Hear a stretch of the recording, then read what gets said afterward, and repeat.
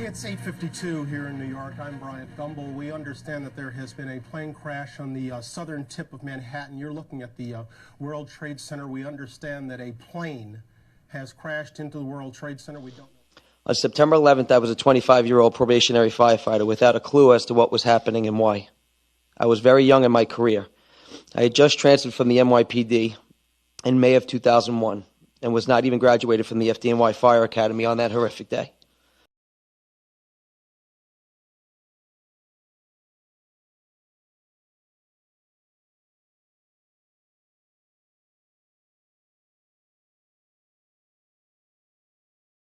When the tower was struck, I was home on Long Island and immediately raced to Ladder 129 in Flushing, Queens, where I was doing my field training.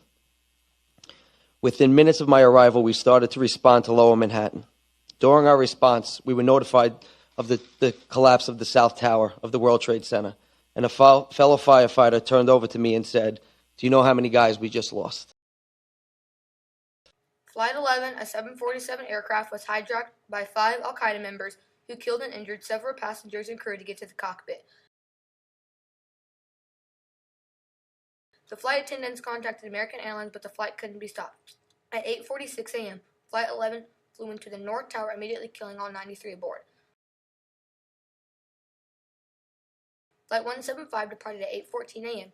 from Logan Airport en route to Los Angeles. At 9:03 a.m., United Airlines Flight 175, also a 747 aircraft, flew into the South Tower, killing all 65 people aboard.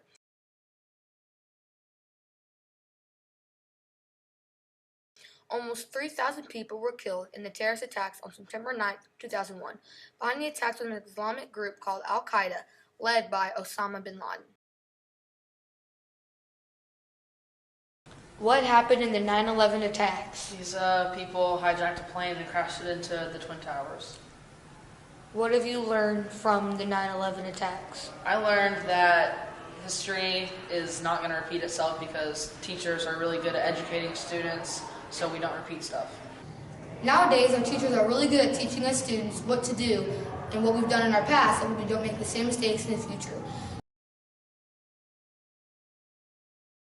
And we realized there was an issue. How has this changed and shaped America today? Initially, the change was terrific because people really pulled together. It was a period of patriotism and getting things done and fighting a common enemy. And most of the United States really seemed to come together in fighting this sort of evil area or evil peoples. But that seems to have lasted for a while. But that part seems to have gone away, and we're back to divisive and as we were before.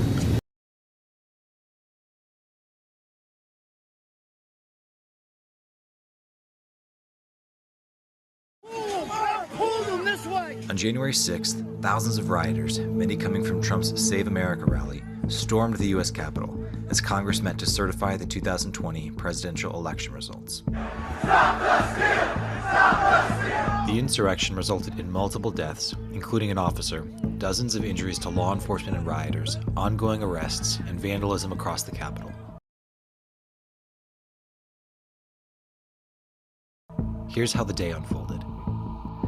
That morning, thousands gathered at the Ellipse near the White House to hear the president and his allies speak. Shortly before noon, President Trump addressed the crowd. We will never give up. We will never concede. We're going to walk down to the Capitol because you'll never take back our country with weakness. You have to show strength and you have to be strong. Following his speech, the crowd then marched to the U.S. Capitol building, where initially only Capitol Police were stationed. Additional MPD officers would be called to assist by 1 p.m.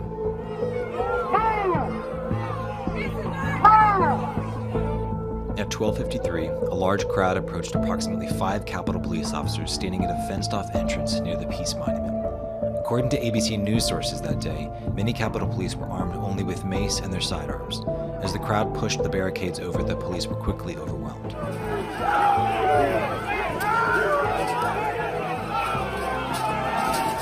In contrast to other events in D.C. last summer, additional state and federal law enforcement was not pre-staged ahead of the riot. Within minutes, protesters began storming other entrances of the Capitol, breaking through barricades and continuing to push further toward the building.